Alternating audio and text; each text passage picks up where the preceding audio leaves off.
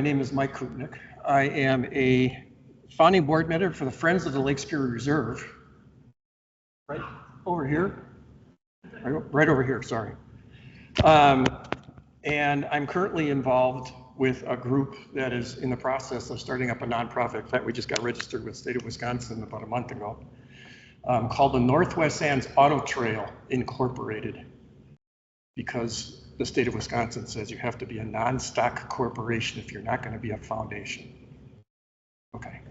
At any rate, we got 6 people on our team that are moving forward with trying to create this interpretive driving trail between St. Croix Falls and La Pointe on Madeline Island. Why? Oh, by the way, first of all, I got to do some acknowledgments. We originally got a little grant from the Wisconsin Humanities Council just to sort of do a proof of concept of this thing. And then Mike Freese's office, is Mike still here? There it is. Gave us a nice little grant to help support the development of the concept and do a lot of ground truthing and start getting websites set up and that sort of stuff. And because at the time we weren't established as a nonprofit, the Northeast Regional Planning Commission offered to be our fiscal agent for the grant, which has worked out very nicely. And they are also helping us, I have to say, with things like graphic design and tips about website development and that sort of stuff. So they've been helpful in operational ways as well as sort of administrative as well. This is our team. Jane Inklum used to work for Landmark Conservancy in this neck of the woods, if you know about them, for many years, as well as an extension educator, soil scientist by training.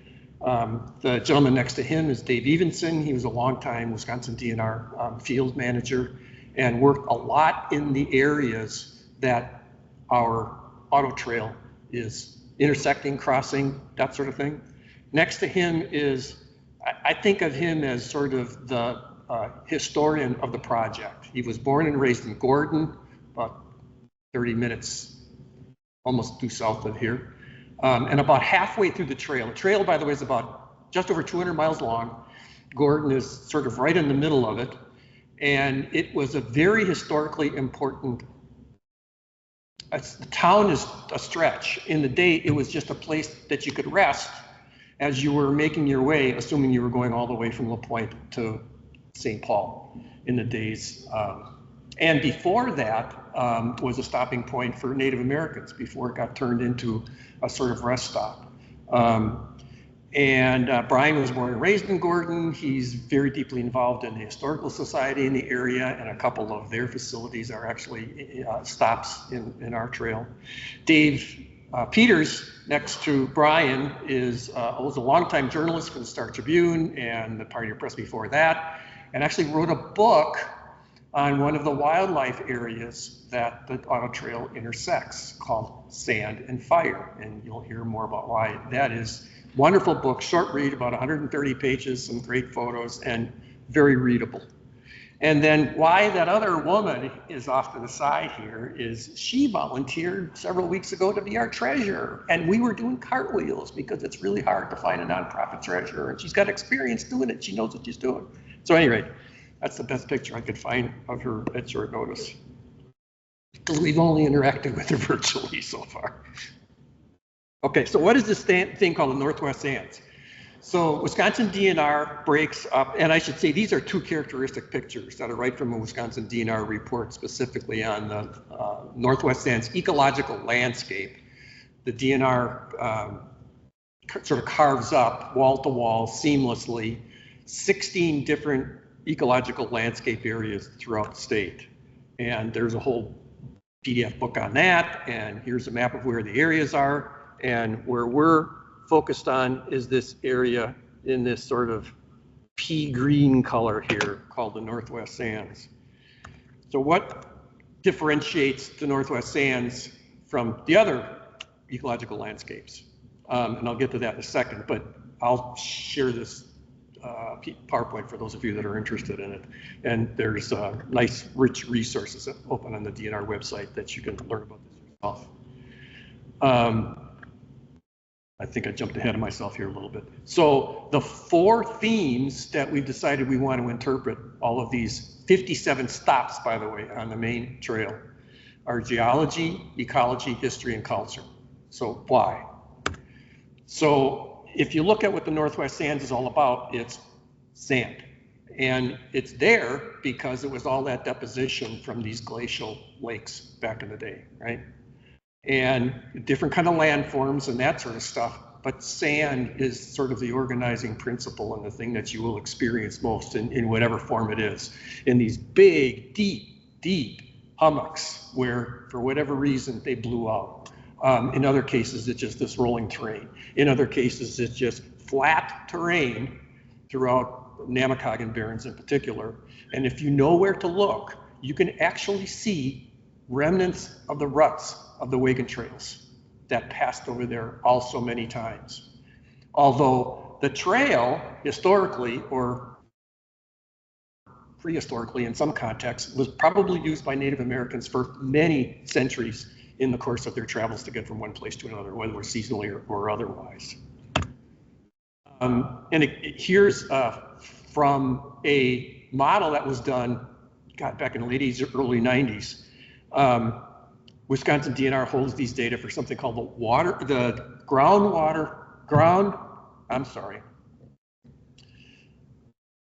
surface water susceptibility model, contamination model as an example. And actually, the last time I touched this stuff was for my master's thesis in 1993.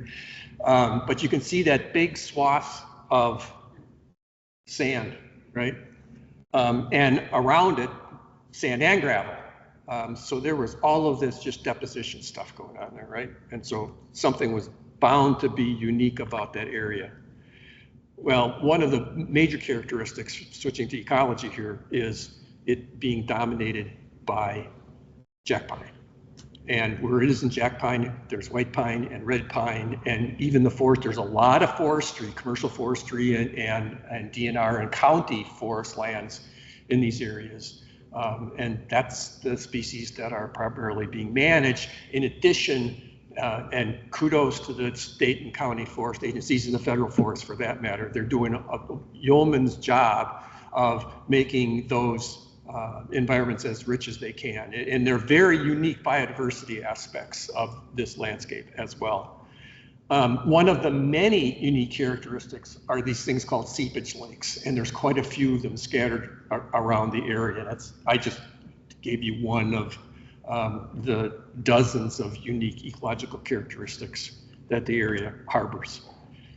This is that tree cover. This is red pine and jack pine. It's just pretty much wall to wall with those kind of tree cover. From a history standpoint, so now we got geology, got ecology, now I got history. This is a real characteristic aspect of what happened in this area. Late 1800s, early 1900s, all sort of speculators incorrectly promoted these as being rich farmland areas. And you'll see there's 8 or 9 cemeteries that are along this 200-mile route. And this is a real example. I don't know if you can see that, but if I just read it quickly. This cemetery, started by homesteaders of 1899, many died young of hard life plus epidemics of scarlet fever and diphtheria. Some original wood markers remain, land donated by thus and such. They lived very hard lives. In some cases, they were able to sort of eke out a generation or two, and then they just melted back into the landscape as they passed on. And there's some of their successors that are still hanging on. But there's this kind of story is pretty common. There are about these 4 or 5 of the 8 or 9 cemeteries that are along the route that are essentially as populated as they're likely to be. And the area around it is sort of melding back into the landscape again. And then the cultural aspects, there's a bunch of these. One of those that, for the folks that are deeply embedded in this area, is blueberry picking on the barrens. They're very productive blueberry picking. Muckwa Barrens in the Chequamegon National Forest are real good examples of that, but any of the barrens are usually good for blueberry picking. This is from the Muckwa Heritage Society. There are a bunch of these little historical societies through the area. They're just fascinating, actually. And then on the left is the Brink CCC camp, which is sort of on the northwest edge of what's called the Muckwa Barrens management area within the Chewabica-Nicolet National Forest in Bayfield County. So culture as well. The other thing that we're trying to figure out is how the best way to interpret recreation. Of course, the whole idea of this thing is recreation, people getting out in their cars and driving around and exploring stuff. And I just compiled this list today as I was getting ready for this. They're just these amazing set of resources for depending on what it is that you're interested in doing to recreate as well as explore.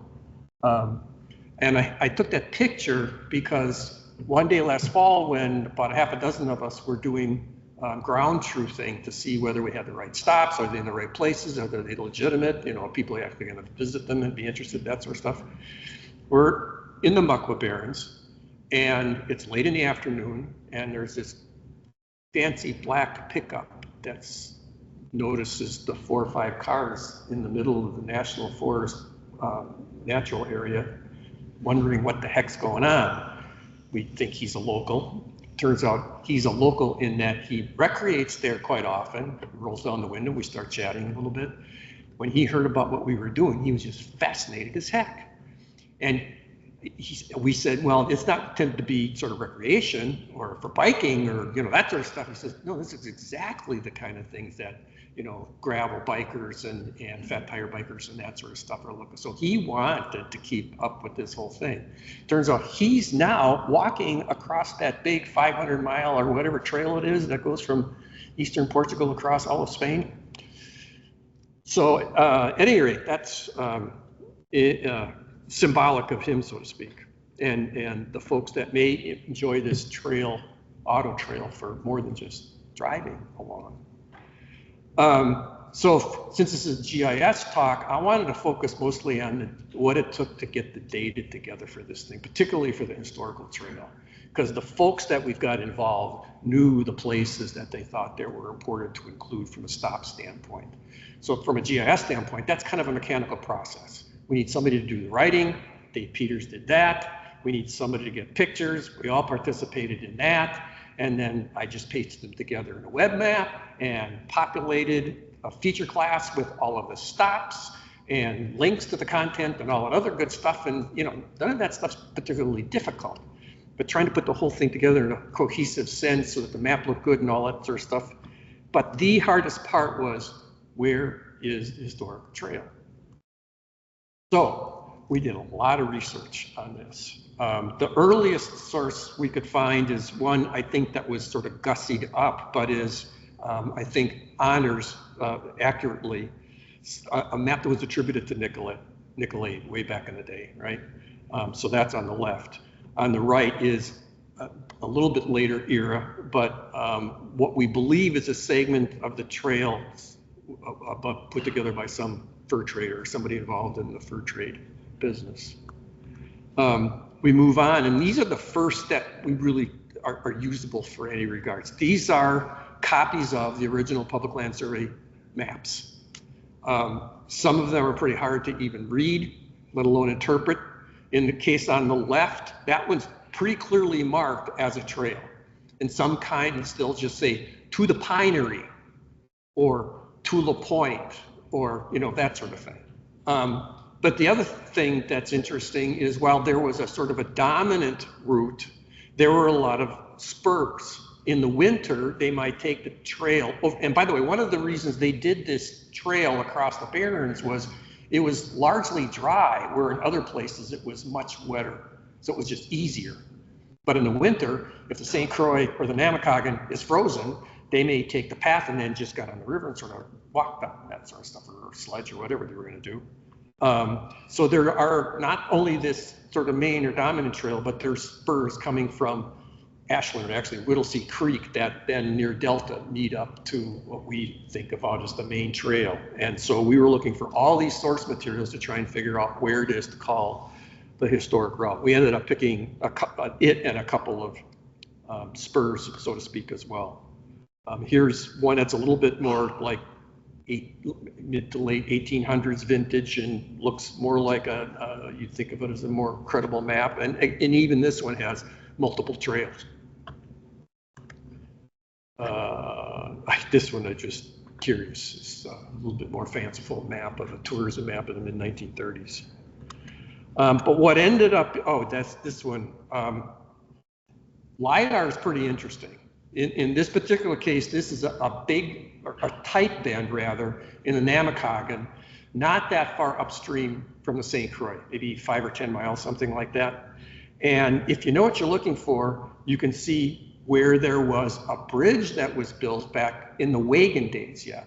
And it's important to understand that the Wagon period only lasted for 20 or 30 years, 1840 to 1860 or thereabouts, because then railroads started coming in, and then this whole pattern of northeast to southwest just basically got blown out. It was all north and south and east and west sort of stuff, right?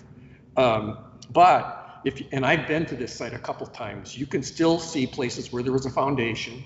You can see where the rock piles were in the river that once were pilings to support the wood bridge that went over the river to make it easier to navigate, that sort of stuff. So there was a little bit of a trading post, resting stop sort of place here. There was a farm next to it, you know, that sort of thing. So later, and some of these, what look like roadways are roadways, but others of them are actually remnants of the paths that they were taking. We actually found one here the first time I was out at that site. But what turned out to be the most useful thing, I don't know if any of you have heard of Trig Maps, T-R-Y-G-G. They are an outfit up in Ely who do maps, but other land-oriented sort of things. Over time, they took the original land survey notes and a bunch of other sources and put these maps together. They're still separate maps. They sell them in digital form, but not spatially enabled. So as you can imagine, I took a lot of these sources so we could bring them together and do a lot of georeferencing and get them sort of lined up with the other modern data that we have for things like watersheds and county boundaries and all that sort of stuff, roads, to try and then mark up what we thought was the best representation of the historic trail, if you will, because we wanted to try and line up the route as practically close to the historic trail as we could. And I just had 2 copies of this one to say, in this case, it's really clear where the 2 routes are, one from Whittlesey Creek, one from near Bayfield. But in this case, there's a bunch of them. The names are different. So even in the best source, in some cases, for some of those maps, and they're a little bit inconsistent in terms of how the data were compiled and how they look and feel. From one of their own maps to another, but still the best that we had to deal with. And then there were a bunch of other sources, but just example of one others, more modern, that was compiled in an academic sense of where other stopping places were that were along this route. I think this has a little bit more to do with wagon traffic than foot traffic, but again, in some of these places where they're listing stopping places, we found another place where we found quite evidently a former historic footpath. With that, I'm going to actually show you what this thing looks like. And this is publicly accessible now. I've got a link I can share with you all.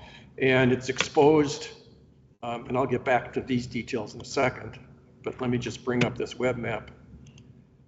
Or I should say an instant app. A little bit of explanation of sort of the context and the purpose of what we're after, and a few user tips for navigating the instant app itself. And the thing I goofed up just before I walked up to the podium was I was interested in this elevation theme from Wisconsin DNR, and I forgot that I was saving it right over top to my operational web map. Okay, so the way this works is these are the 57 stops in the Auto Trail Tour. And all of those tan, sandy-ish color sort of dots are the stops. And if you zoom in, labeling will show up for all of them. These little green squares are what we call spur stops. Most of those are situations where users of the pathway might have deviated off, either coming onto the main path or going off of the main path for whatever reasons. They're going to pick up a canoe at the river, they're going to take the easier route down the river, or vice versa, sort of thing. And then there are a number of these blue diamonds, purplish diamonds, which are museums. And there's about 9 museums, some of them which are right on the trail, many of them off. And then for each of these stops, if I click on it, right? Come on. There we go. You will see at least one picture, some descriptive text about that particular stop, and then where such a thing exists. In the vast majority of cases, we do have some link to an authoritative reference about that site. And we intend to continue to add more rich content over time for each of these sites. In the app, you can then start at the beginning with this overview, and then I can actually just play an animation of traveling the trail. So each of these sites will come up, a pop-up for each of them with the associated descriptive text for them, and you can just sit and watch it go from stop to stop around the whole trail.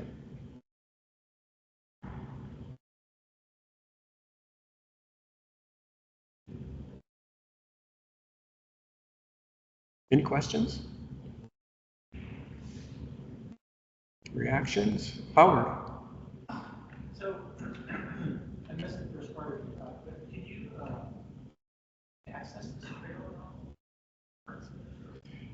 All of the trail is public roads. The vast majority of them are paved and in pretty good shape. There are a few miles that are pretty sandy, and you know, if you got at least front wheel drive is useful, and sometimes the year they're not going to be as good as others. I've actually got a copy of the Whistler data for this area, and we intend to actually lift the data from there to sort of classify segments of our route so we can guide people a little bit more directly on that topic. Good question. Yes? Are you going to make like a mobile app? That is one of our next objectives, a mobile app, exactly. I've done a little bit of experimentation with that. We don't have because there are a number of areas along the trail where cell service is spotty or almost non-existent. So we do know we need to do something like that. I'm probably going to do something in the short run with you know, a GeoPDF or something like that, just so we can get something out quickly while we're working on something that's more robust. So like you could even have like a little, another step, but like an audio tour as well, so people are driving along. Audio tour. That's a very interesting, yeah. We've been presenting to historic groups and friends groups of some of the wildlife areas, and more recently, just in the last couple of weeks, with an economic development agency for Northwest Wisconsin and another friends group in the St. Croix Valley. And people are, you know, I'm going to start telling our businesses about this and that sort of stuff. So I'm sure we're going to get all sorts of ideas about this. I did have some interaction with somebody from the Office of Tourism at Wisconsin Land Information Association annual meeting almost 2 months ago now, I guess. And they expressed quite a bit of interest in this too, so I think we're going to see more of those sorts of conversations. We are pretty engaged with the tribal community, I should say, by the way. We're pretty sensitive about that whole topic. And anybody that's worked with the tribes at all, regardless of the topic, you know, their tribal preservation officers are just busier than, yeah, they're very busy. But we're continuing to plug along with that and see whatever engagement they want. we'd love to have their input. So we do have one stop, which is actually the St. Croix Tribal Casino in Danbury. That's a stop, but we're trying to interpret it from a cultural perspective rather than sort of a business casino perspective. Other questions or comments? I just looked at people. Is this interesting?